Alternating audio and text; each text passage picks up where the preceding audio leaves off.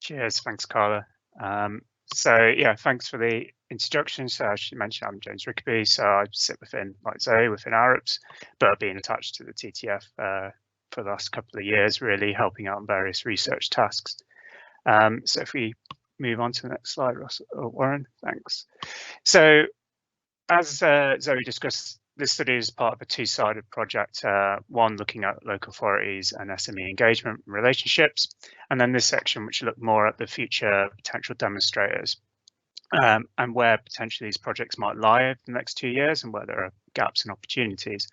There's essentially a basic timeline on there to cover what the project considered, but really what we were looking at was opportunities, needs, and maybe potentially gaps that people might feel that might not have been as addressed in as much focus over the last couple of years. And then the final part of the work was trying to place this in context with COVID-19. When this project was initially envisaged, COVID-19 was a new or nascent thing that was appearing on the horizon. And obviously since then, it really does dominate a lot of the conversations around where we're going in the next 24 months.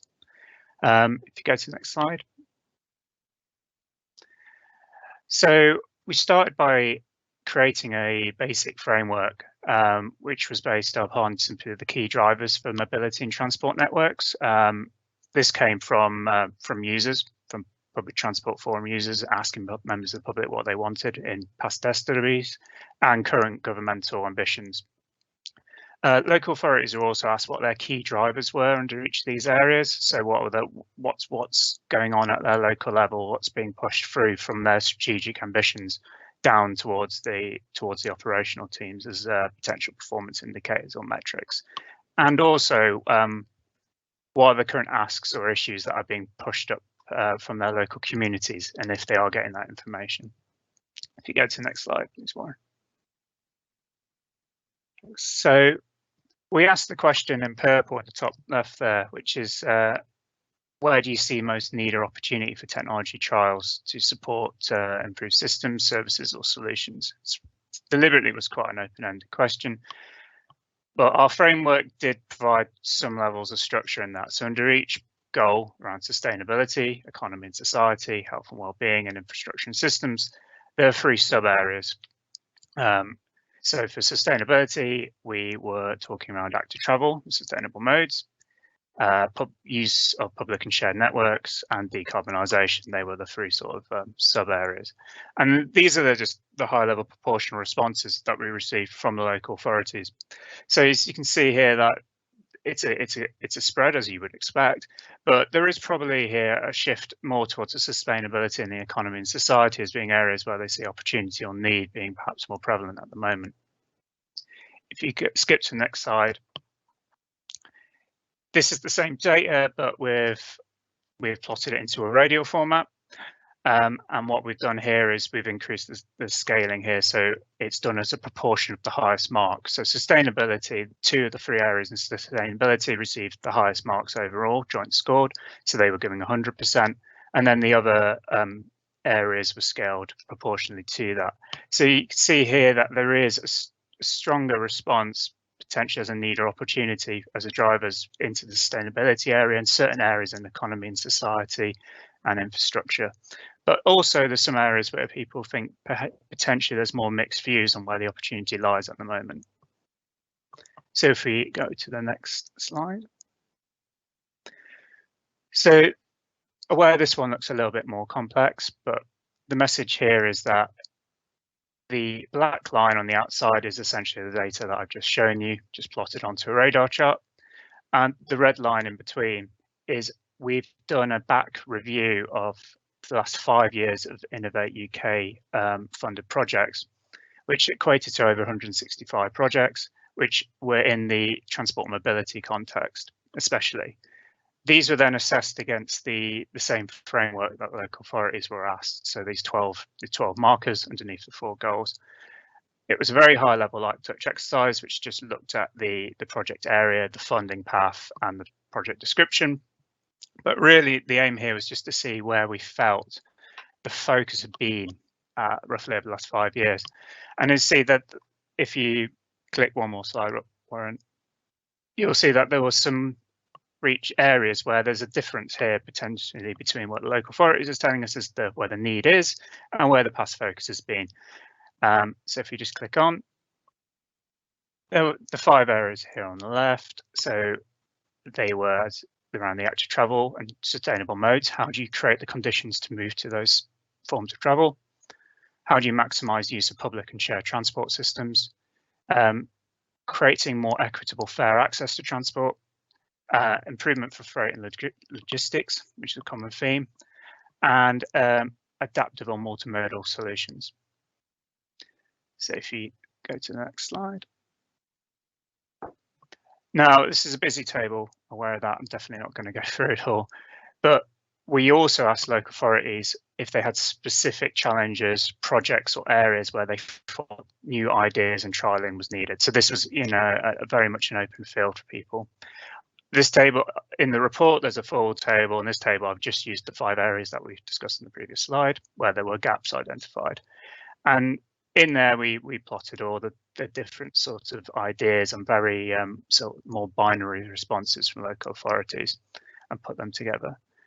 So if you go into the next slide, what we did was we took those binary responses with the responses in the make table and where the gaps were, and we fused them all together.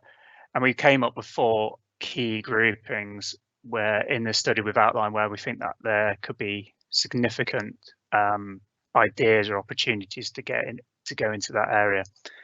So they were supporting behavioural shifts, so providing desirable active alternatives for private car travel. So how do we incentivize and how do we encourage that behavioural shift? Again, there's a general feeling of some of the responses, especially in interviews, that there's a lot of technology out there. There's a lot of technology coming through and it's very available, but it's that behavioural aspect which is perhaps missing. The second one's around integrating transport services. The background to this primarily is that we're in an evolving system now where previous travel behaviours and patterns are perhaps not as valid as they were, and how we integrate and evolve these transport systems and build them together is going to be quite important. It's coming through as a priority for many people. Dynamic and shared streets and spaces. So a lot of this came around with competing road space, especially around the outrise of active travel and how local authorities can manage and use their existing estate and enable them to provide for a wider range of users without disenfranchising current users or certain modes. And then the 4th one is a better way for logistics. All local authority areas, we grouped them by density. So we had major cities to rural authorities. All of them at some point raised logistics and fleet and goods travel as an area of key opportunity and need to address over the next few years. And that has obviously been exacerbated and increased by the last 12 months due to COVID. If you skip on to the next slide. Final slide here, and this is just around the context of demonstrators. So as you see on the right, 45% of the respondents that felt that COVID-19 had negatively impacted their capacity for collaboration and demonstration projects over the last 12 months, and that may continue into the future. So it's something that we do need to be aware of. There were some five or six sort of key aspects that came out commonly from interviews that we conducted. One was that there's a real need to be able to align these projects better into social benefits and economic recovery, and that there's a real desire from people to embed sustainable change and sustainable changes in behaviour within these projects, or at least frame them in that context. There's a view actually that disruptive innovation should still be pursued, but it needs to be targeted at the right areas. Essential services are not something that we really want to be disrupting at this point in time, but certain other systems to the side which actually benefit the public greatly, but perhaps not as front in the house and in view from the public, are actually there and available for disruption. And potentially now at the moment, because the systems are not in a sort of equilibrium that they were pre-COVID, there is a big opportunity there to do some change. there was talk that we need to re-establish information and idea sharing between authorities and public service bodies. Some SMEs, the networks may be potentially broken down, or they may have just been disrupted over the last 12 months. And so we need to link this information sharing and these bodies and groups back into local regeneration efforts, and perhaps bring more people into the table in those discussions early stage for what kind of projects are being produced. The talk later on about Innovation Nation is really pertinent in that area. It could be a platform to help facilitate that quite quickly. And then finally, there was around implementation of these projects, there's a strong desire from many local authorities to recognise that these demonstrators often bring in and require new types of skills, which are often rarer and more difficult to source, and that there's a big opportunity here to potentially use them as some sort of upskilling exercise, or to produce some lasting benefits to their areas.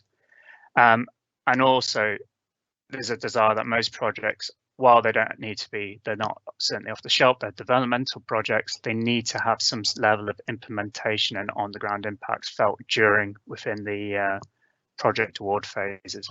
So a lot of local authorities, while they recognise the value and need for certain, say, more blue sky conceptual thinking, there is a need that actually there's a lot of solutions and a lot of problems out there where we could go and develop prototypes quite quickly that could deliver immediate or relatively immediate impacts over the next 18 months. So pilots with realistic implementation windows are kind of recognised as being more valuable by many. And then a final point, and you might see in the bottom corner, it's World Engineering Day from UNESCO and the UN at the moment, today on the 4th. The Sustainable Development Goals that have been produced at the UN are actually a really good context and framework to put a lot of these demonstrator projects against. I'm not sure if it is done regularly, but they're not just around purely, shall we say, heavily environmental agendas. They are a good framework for producing a lot of the stuff that has been said to us about local authorities, about community engagement, economic growth, sustainable growth, and better communities. And it does sit as a good framework for this sort of work. So I would encourage people to potentially look at that and see how they can align the technology side of things with the sort of social aspects. But that's all I wanted to cover at this point. The full report will be published, so if you wish to look at it in more detail, then you'll be able to. But thanks for everybody's time.